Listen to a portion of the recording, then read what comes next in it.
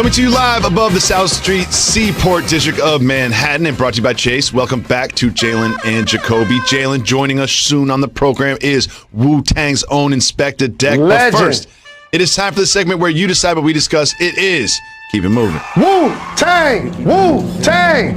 If you want to discuss the topic, say hit the brakes. If not, we will keep it moving. And we start with this. The 49ers have updated on their plans of what they're going to do at quarterback. Keep moving or hit the brakes. We already know what they're going to do. Put Trae Lance out there as soon as he looks ready, and or if Jimmy G struggles. Keep it moving. Keep it moving. We keep it moving. We keep it moving. Kyrie Irving has been fined by the National Basketball Association. Keep moving or hit the brakes. That's usually what happens when you don't talk to the media and they also fine the team. Don't be surprised if and when this happens again. Keep it moving for now. We keep it moving. We keep it moving. The Suns, after going to overtime in Cleveland, fell victim to the Hawks in Atlanta. You have a theory about exactly why they lost this game in Atlanta after going to overtime in Cleveland. So I don't like to give betting tips because you will celebrate it if you win, but then you'll blame me if you lose. And that's why I don't bet on sports, because I feel like I know too much. And you know what I know?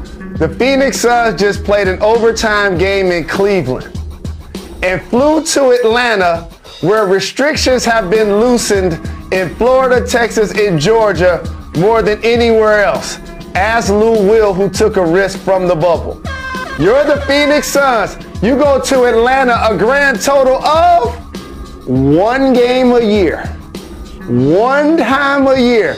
And I promise you, after the game in Cleveland, when you touch down in Atlanta, it ain't time to go to sleep. It ain't time to go to sleep. What about the strict COVID protocols, Mr. Rose? You were suggesting some of the Suns might have broken COVID protocol? I just said it's not time to go to sleep. Okay. It's just not time to go to sleep. Stayed up watching movies. Based on that, was excellent. I looked at the schedule and was like, Hawks by 10. How much they win by? Oh, by 30. They did, by 32. Moving on, we also had the Sixers solidifying their spot at the top of the East in a game against the Rockets. Keep moving or hit the brakes. I keep telling you, Philly gets the number one spot. The Nets not winning the East. Keep it moving. You're going to change that. I can't wait till you come on the show and change that. I guarantee you're going to change that. Once you see James Harden on the floor with the team, you're going to be flip-flopping on that. Remember, Nets, who stayed loyal to you the whole time? Me, and also the Knicks and a bunch of other teams, and Campazzo. Moving on. The Orioles had a pitcher throw an interesting no-hitter. Keep moving or hit the brakes.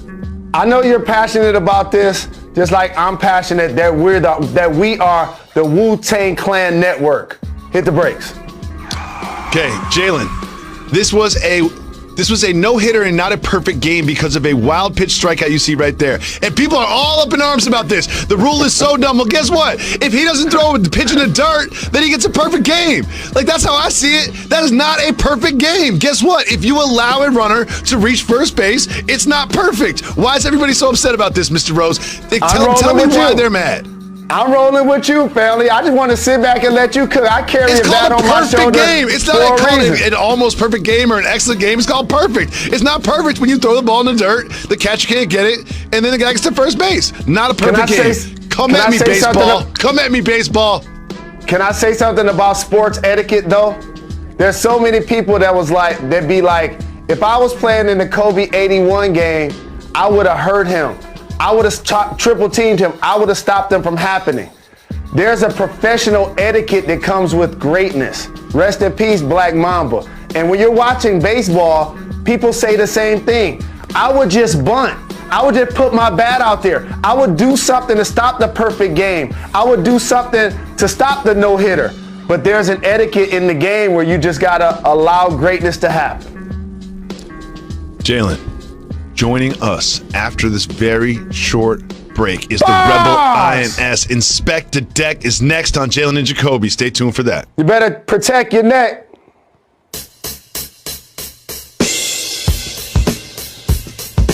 Got to So excited to see the New York Knickerbockers take on one of the best in the West, the Denver Nuggets. And what happened? Jokic, straight out the gate. First quarter alone, 24 points, 8 for 9. They had absolutely no answer for the soon-to-be MVP, Jalen. What do you think about Jokic and the Nuggets last night, making the Knicks look like a G League team? That's what you get. That's exactly what you get. See, you worked with me on this show for years to build up the Denver Nuggets hype train before everybody jumped on the bandwagon. And we crowned our stretch mark 5 the king of Jalen and Jacoby years ago. And he has not even taken home the MVP trophy. And you are already die easy? You see the Joker sitting on the throne?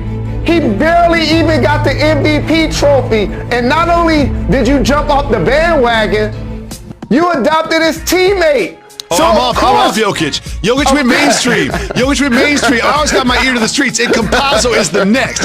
My man Campazzo, if this happened earlier, he'd be challenging Ball for Rookie of the Year. I love Facundo Campazzo. Now that Jamal Murray's out, they needed someone to fill that spot. And what did they get? The 5'10 Argentinian.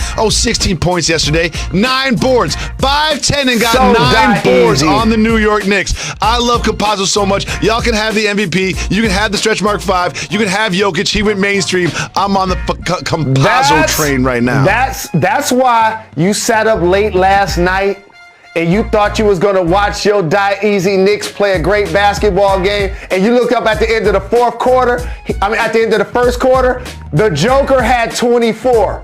Your squad had 12. So you know what I did?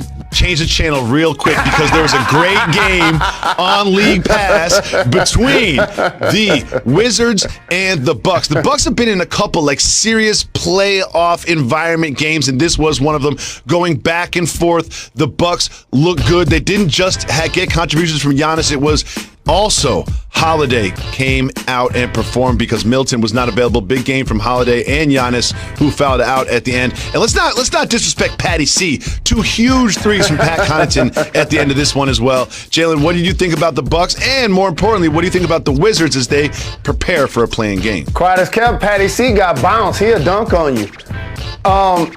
As you mentioned, playing without Middleton. But the thing that stood out to me the most is why you bring in Holiday. He's an upgrade defensively. He has more size and just a better player and leader than Bledsoe, but also he's a better three-point shooter. And that's where they struggle in the playoffs when teams compress the floor around Giannis. They didn't have enough shooting to spread the floor. Now that Giannis isn't settling, and I think they're used to moving him around from just the top of the floor, now putting him on the wing, putting his back to the basket and being more creative with him, now all of a sudden it has unlocked his passing ability and his opportunities to take 1 or 2 dribbles and just get to the bucket. And because of that, that's why, again, it's the regular season. But I'm enthusiastic by what I see about the Bucks. Now, what about the Wizards?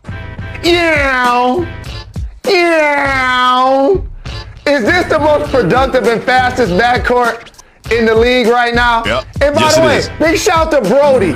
Is he the only player in the history of the NBA? Now I'm going to slow this down for everybody. Okay.